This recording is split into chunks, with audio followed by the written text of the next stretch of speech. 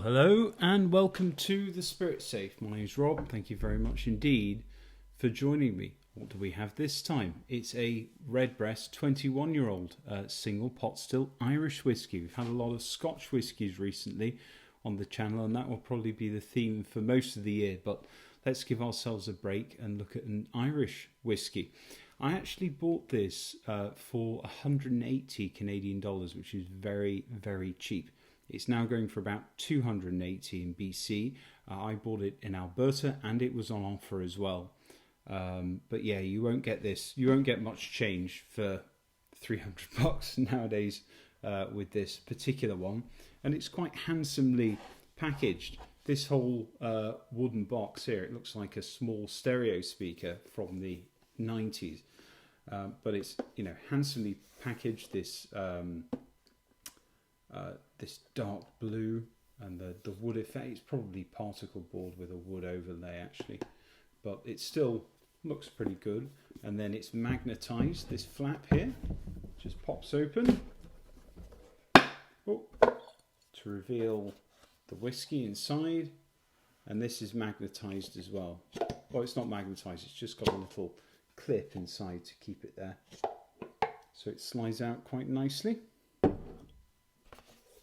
and then closes with a reassuring snap. So this is bottled at 46% ABV. It doesn't mention chill filtration or natural colour on the label as far as I can see. Triple distilled, it says, which I guess is in line with the style. No, it doesn't mention natural colour. Bit of a shame. So this is from the Middleton Distillery, and other Redbreast products I've reviewed are the 12, 15-year-old and 12-year-old cask strength. I'd like to try the Lustau edition sherry. I'm not sure that's available in BC at the moment, but when it does become available, I'll grab myself a bottle. There it is. A lot going on there. Some fruit and some nuts. Oak. There's a lot of tropical fruit there. Mango and pineapple cut with a little bit of creaminess. Guava, stewed fruit, stewed apples, stewed rhubarb.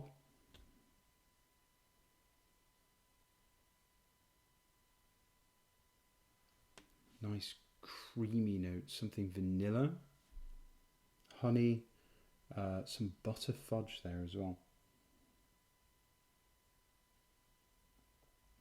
Very definitely some rough cut Scottish marmalade.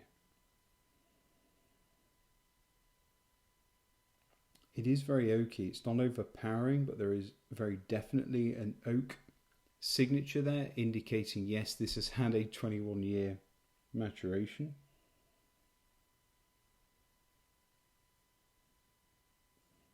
Some strawberry, fruit candies, fruit gums, apple pie, mint leaves, cloves.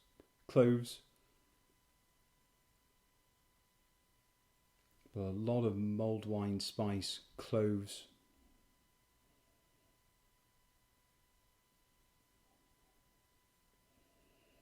Dried Indian spices, maybe some cumin.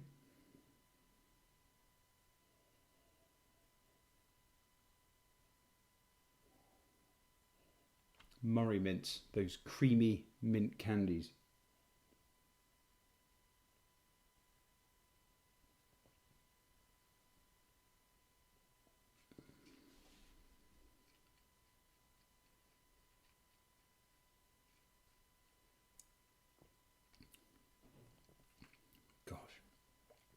Absolutely wonderful on the palate.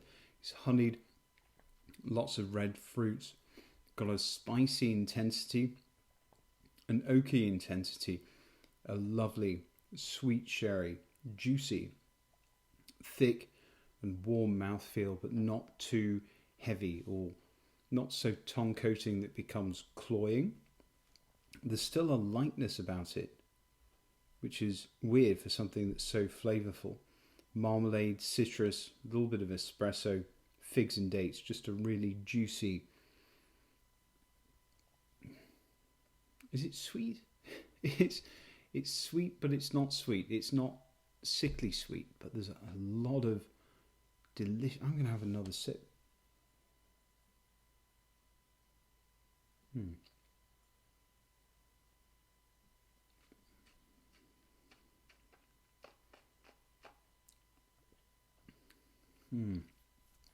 Picking up a lot more chocolate this time, and as soon as you swallow, just fruit gums, confectionery fruit, but backed up with a load of oak, so it's not a ridiculously candy shop experience. Let's give it a little bit of water.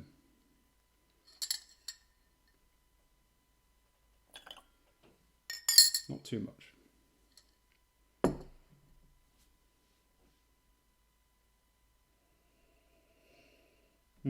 Brought out some peppermint.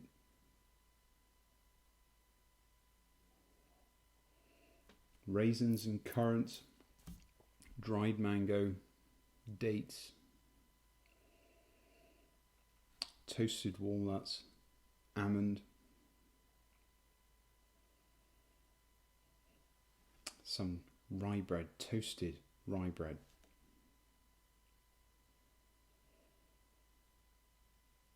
Slightly greenish verdant note, maybe some hay, dried, hay. Good twist of lime, maybe some lime pickle, tobacco, mint imperials. Yeah, I really do get the pepperminty breath mints just at the back.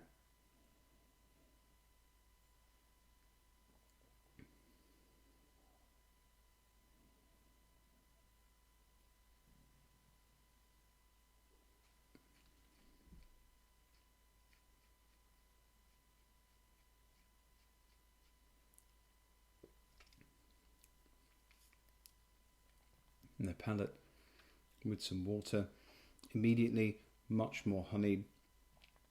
It is very sherried, much more on the dry fruit note, but there's some tropical fruits, juicy red licorice, confectionery, strawberry, pina colada, because there's a mix of sort of tropical fruit and a cream or a coconutty note.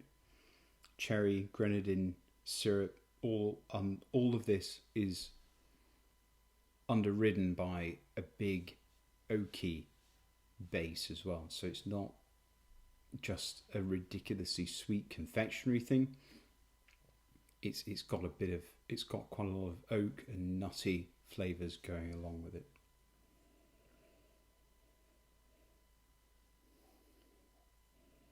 It's time to pick up something a bit more herbal. The finish is long. Fruit gums and spices and aniseed.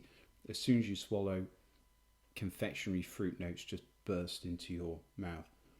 Cigar box notes, a little bit of quince jelly, creme brulee, but not just the topping of the creme brulee, the burnt section, all of the cream of the dessert below. Red and black round trees, wine gums, a juicy finish, nice sherry and oak notes, coconuts and peppermints.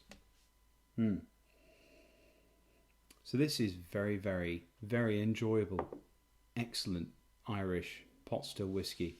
It's a little bit expensive, but it is worth every penny, and I am very fortunate to pick this up for 180 Canadian rather than 280. But I still think it's worth 280 for a special purchase. It's just fantastic. Really, really good. Excellent excellent buy. I think I would probably start off with the 12 or the cask strength version to make sure that you enjoy this style of whiskey before pipping for the 21 if it's a lot of money. But the whole Redbreast range that I've tried has been excellent quality.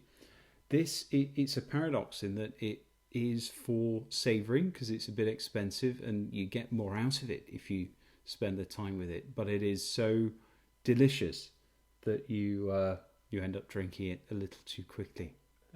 So it's difficult. But it really is an excellent one. It's highly recommended, and I hope you get the opportunity to try it. Anyway, I hope you've enjoyed the review and hope to see you again soon. Cheers. Goodbye.